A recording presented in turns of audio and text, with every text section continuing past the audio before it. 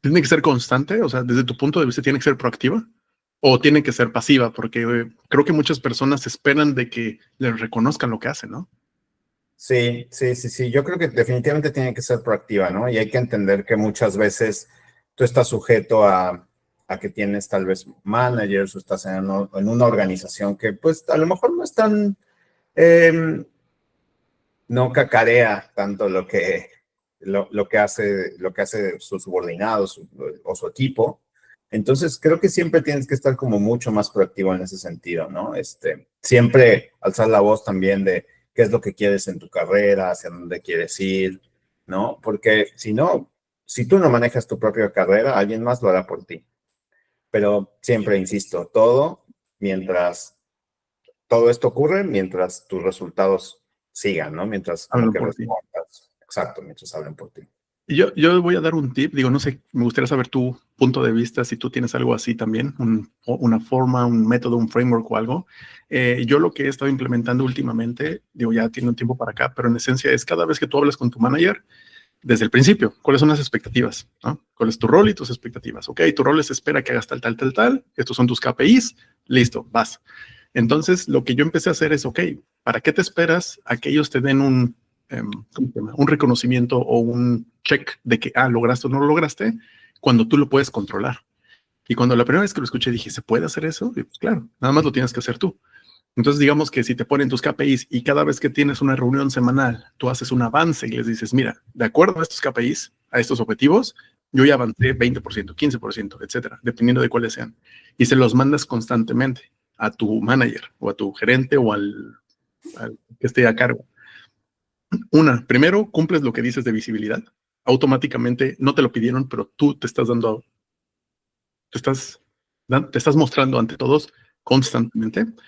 Segundo, te lo documentas. Porque uno de mis errores, que, bueno, lo hice yo creo varias veces, pero uno de mis grandes errores fue no haber documentado suficiente. Porque una vez que te sales de una empresa, adiós, o sea, ya no tienes acceso a ninguno de los datos, a tus KPIs, de si te fue bien, si te fue mal, y todo lo que podrías, digamos, usar para venderte, para otra oportunidad, ya no están. Entonces dije, pues a lo mejor si lo implemento constantemente, pues al final del día hago un resumen o un reporte, y mira, aquí está el resultado. O sea, obviamente no información interna de la empresa, me queda claro, sino más en cuanto a resultados, ¿no? O sea, es como, yo sobrepasé los resultados en la semana 3 en un mes y medio, cuando el objetivo era para un cuarto, cosas así. Y al final todo eso, por ejemplo, cuando lo pones en una entrevista o lo presentas en una entrevista o en tu currículum, te dispara en cuanto a visibilidad, en cuanto a deseabilidad en el mercado. Porque si haces eso a la empresa que estabas o el equipo que estás actualmente, lo vas a hacer en otro. Sí, ese es un muy buen approach. Yo creo que yo puedo pensar en ejemplos muy, muy generales en los que hay veces que yo sé que hacía como bien mi trabajo, pero yo no estaba siendo proactivo en mencionarlo, ¿no? Y te das cuenta que cuando eres proactivo y lo estás buscando, los resultados son otros y la gente lo ve, ¿no? Entonces, eh, seguramente la mayoría de las organizaciones trabajan con evaluaciones anuales Uh -huh. o incluso, no sé, semestrales, pero es muy bueno que si tienes estas reuniones con tu manager, las estructuras de tal forma que tú mismo, o sea, tiene varios propósitos. Primero, darte cuenta si lo estás haciendo o no, y no esperarte hasta el final del año para acordarte de, tenía también esto en mi plan de trabajo y no lo hice. Y además tienes tiempo Y tienes un buen... para adaptarte. Exacto. Y segundo, para que vean que sí lo estás haciendo, ¿no? Y es bien importante esa parte de comunicación, tanto personalmente, las organizaciones también lo tienen que hacer, tienen que comunicar hacia afuera, como que todos los sistemas funcionan de la misma forma. Entonces, ¿por qué no? Yo la verdad es que aplico muchas metodologías de una empresa o de un negocio. Tengo mi propio scorecard para mi día a día. Entonces funciona igual. La comunicación hacia afuera de una organización es como tú te tienes que comunicar con tu manager, con tus equipos y demás, ¿no? Es algo muy bueno. De hecho, o sea, mira, ahorita que empezamos a hablar como ingenieros, ese es el dialecto de los ingenieros, ¿no? Scorecards, KPIs, etcétera. Me parece muy bueno. No, de hecho, fíjate, yo no sé, me supongo que tú también lo haces a tu estilo. yo mismo empecé a implementar procesos productivos, o temas de productividad, de automatización internos, o sea, personal. Porque si ellos tienen tableros, si ellos tienen dashboards, si ellos tienen esto, ¿por qué yo no lo implemento a mí? O sea, al final del día tú también eres una organización, tú también eres una máquina de chambeo, entonces te tienes que andar midiendo. Si quieres realmente saber dónde están tus límites, ¿cómo se llama? Tus constraints, tus limitantes, y cosas así, tus horas de oportunidad. Sí, porque a veces uno no se da cuenta si está mejorando o no. Si, a veces eso es como muy trillado, ¿no? Si no lo mides, no sabes si estás mejorando o no. Pero es trillado, pero es básico y en cosas de la vida. A lo mejor hay unas muy simples, ¿no? Como el peso. Pues pones un número y sabes si es mejor o peor, pero sabes si cumpliste o no con lo que te propusiste en el día a día, los hábitos. Hay diferentes cosas que medir, ¿no? Dependiendo de los intereses de cada quien. A mí en particular me enfoqué mucho como en triatlón, en correr, y se volvió como casi como un KPI de lo demás de mi vida, porque eso significaba que, estoy mejorando mis tiempos, y eso es lo que medía, pero indirectamente hacía que, tengo mejores hábitos, tengo mejor sueño, y así diferentes áreas de mi vida, ¿no? Todo lo que involucrara positivo o negativamente tu desempeño final es lo que tenías que ajustar. Exacto. Uh-huh, uh-huh.